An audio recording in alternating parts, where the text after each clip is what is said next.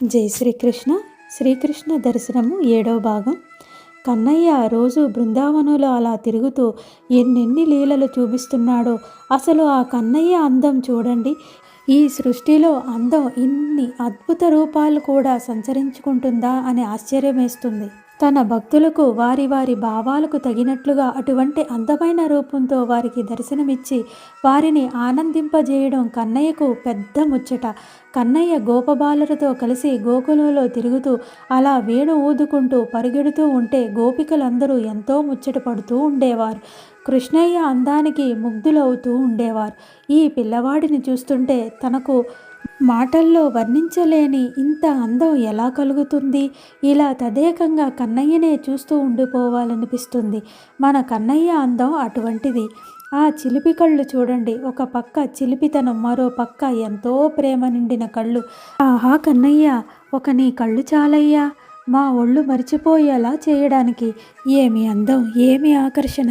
ఆ కళ్ళులో ఎన్ని భావాలు, ప్రేమ, ఆకర్షణ, వేదాంతం, వైరాగ్యం, అసలు ఏ భావం లేదని చెప్పగలం. ఆ కన్నయ్య కళ్ళలో జగత్ మొత్తానికి పరమ గురువు ఆనంద ప్రదాత కన్నయ్యనే. వేదాంత వైరాగ్య ప్రదాత కూడా ఆ కన్నయ్యనే. ఆ కన్నయ్యను దర్శించిన వారికి, ఆ తత్వం పూర్తిగా అనుభవించిన వారికి ఇక ఈ ప్రపంచిక విషయాలన్నీ తృణప్రాయములాగా అనిపిస్తాయి. ఎవరికి ఏ భావంలో దర్శనమియ్యాలో, ఎవరికి ఏ తత్వం అనుగ్రహించాలో, అది కూడా ఏ జన్మలో ఎప్పుడు అనుగ్రహించాలో ఆ పురుషోత్తమునికి పూర్తిగా తెలుసు. ఆ రోజు కన్నయ్య గోపబాలులతో కలిసి అటూ ఇటూ పరిగెడుతూ గోకులంలో వీధుల్లో వెళ్తూ ఉన్నాడు. నడుముకు కట్టుకున్న వస్త్రంలో ఒక వేణువును ఎంత ముచ్చటగా దోపుకున్నాడో చూడండి. కన్నయ్య అటూ ఇటూ పరిగెడుతూ నడుస్తూ ఉంటే ఆ వేణువు జారిపోతూ ఉంటే తిరిగి గట్టిగా దోపుకుంటున్నాడు. ఆ దృశ్యం చూడడానికి ఎంత ముచ్చటగా ఉందో. ఆ వేణువు ఎంత పుణ్యం చేసుకుందో. ప్రపంచంలో ఎన్నో చోట్ల వెదురు చెట్లు ఉంటాయి, కానీ ఆ పురుషోత్తముని చేతిలో వేణువుగా మారిన ఆ వెదురు ఎంత పుణ్యం చేసుకుందో. ఆ వేణువు కూడా ఎంతో అందంగా ఉందో చూడండి. ఆ పరంధాముని స్పర్శ తగిలితే అందం, ఆకర్షణ రానిది ఈ సృష్టిలో ఏముంటుంది? ఆ స్పర్శ కోసమే కదా మునీశ్వరులు, మహాయోగులు గోకులంలో గోపకాంతులుగా జన్మించారు.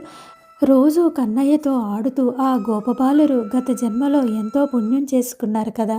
వీరిలో కొందరు మహర్షులే ఇంతకు ముందు యుగాలలో ద్వాపర యుగంలో కృష్ణునిగా జన్మించినప్పుడు తనతో తిరిగే భాగ్యం ఇమ్మని అర్థించారు. మరికొందరు గోపబాలురు, కొందరు దేవతలే ఇలా సామాన్య మానవులుగా గోకులంలో జన్మించారు. మరికొందరు తమ పూర్వజన్మలో కృత త్రేతాయుగాల్లో ఎన్నో గొప్ప పుణ్యకార్యాలను చేసినవారు. అంత గొప్ప పుణ్యం సంపాదించుకోవడం చేతనే ద్వాపరయుగంలో శ్రీకృష్ణుల వారు ఉన్న సమయంలో గోకులంలో గోపబాలురిలాగా జన్మించారు. ఆ రోజు కన్నయ్యతో పాటు ఒక 10 మంది గోపబాలురు ఆడుతూ పాడుతూ తిరుగుతూ ఉన్నారు. ఇంతలో కన్నయ్య వాళ్ళతో మనమందరం ఇక్కడ కూర్చుందాం అని ఒక చోట కూర్చున్నారు. అక్కడ పచ్చిక అంతా ఎంతో ఆకుపచ్చ రంగులో ఉంది. ఉదయం పడిన చిరుజల్లుకు ఆ పచ్చిక తడిసి అక్కడక్కడ నీటి బిందువులతో మెరుస్తూ ఎంతో అందంగా ఉంది ఆ దృశ్యం. అక్కడ కన్నయ్య ఒక రాతిపై కూర్చొని వేణువుని తీసుకొని నెమ్మదిగా ఊదడం ప్రారంభించాడు. అసలు కన్నయ్య వేణువుని పట్టుకున్న ఆ భంగిమను చూడండి, ఎంత అద్భుతంగా ఉందో. ఆ వేణువు ఊదుతుంటే వస్తున్న ధ్వని తరంగాలు చెవులకు ఎంత ఇంపుగా ఉన్నాయో ఆలకించండి. ఆ అద్భుత వేణుగానంలో ప్రకృతి మొత్తం పరవశించిపోతుంది. ఒక కాలిపై మరొక కాలు వేసుకొని కనులు మూసుకొని వేణు ఊదుతూ ఆ కమనీయ దృశ్యం చూడండి. కన్నయ్య చేతికి ఉన్న కడియాలు చూడండి, కన్నయ్య చుట్టుకున్న రంగురంగుల దారాలు చూడండి, తలపై ఆ పింఛం చూడండి, ఇంకా ఆ వేణునాదం వినండి. ఆ వేణునాదంతో మన శరీరాలన్నీ ఒక దివ్య తేజస్సుతో నిండిపోయినట్లు అనిపిస్తుంది. అసలు అది వేణునాదమా, వేదనాదమా?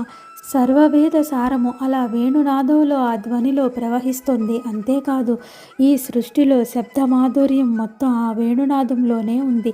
కన్నయ్య అలా కూర్చొని వేణు ఊదుతూ ఉంటే గోపబాలురు రూపంలో జన్మించిన మహర్షులందరికీ వేదసారమే అలా వినిపిస్తుంది. చిన్న పిల్లలుగా ఉన్నప్పటికీ వారి ఆత్మలు ఆ పురుషోత్తముని గ్రహిస్తున్నాయి. అయితే మాయ కప్పేయడం వల్ల వారికి భౌతికంగా తెలియడం లేదు. శరీరం మైమరిచి వింటున్నారు. వింటున్నారు, చాలా బాగుంది అనుకుంటున్నారు. కానీ వారి ఆత్మలు సత్యం గ్రహిస్తున్నాయి. అసలు ఈ సత్యం, ఈ పరమార్థం, ఈ స్పర్శానుభావం, ఈ తత్వానుభావం కోసమే కదా తాము ఈ జన్మలో ఇలా గోకులంలో జన్మించినది.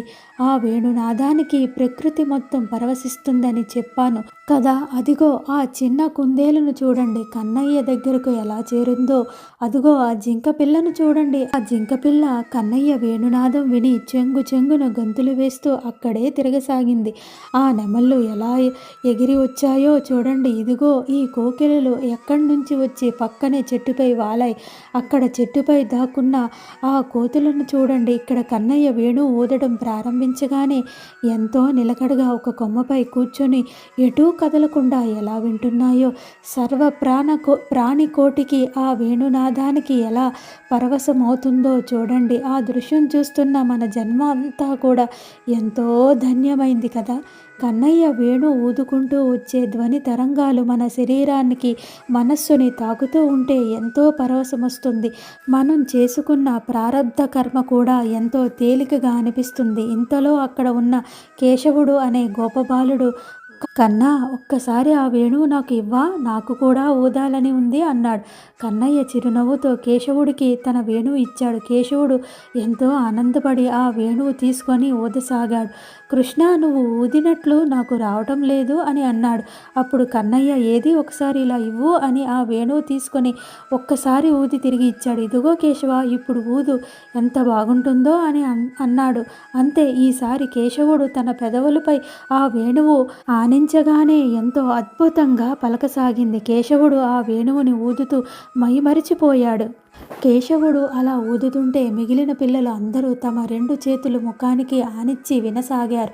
కన్నయ్య కేశవుడితో, నువ్వు కూడా నాలాగే ఎంతో చక్కగా ఊదుతున్నావు అన్నాడు. కేశవుడు ఎంతో ఆనందించి ఆ వేణువును తిరిగి కన్నయ్యకు ఇచ్చాడు. కన్నయ్య దగ్గర వేణువుని ఊదిన ఆ కేశవుడు ఎంతటి భాగ్యం చేసుకున్నాడో కదా. అతడు తర్వాత జన్మల్లో కలియుగంలో జన్మించి ఒక గొప్ప వేణుగాన విద్వాంసుడిగా ఎంతో పేరు పొందాడు. అదంతా ఒకప్పుడు ద్వాపరయుగంలో తాను కన్నయ్య వేణువును ఊదిన ఫలితం. ఆ మహాభాగ్యం వలన ఇప్పుడు కలియుగంలో అతడు గొప్ప వేణుగాన విద్వాంసుడు అయ్యాడు. 7వ భాగం సమాప్తం. మరెన్నో విషయాలు 8వ భాగంలో తెలుసుకుందాం. జై శ్రీకృష్ణ.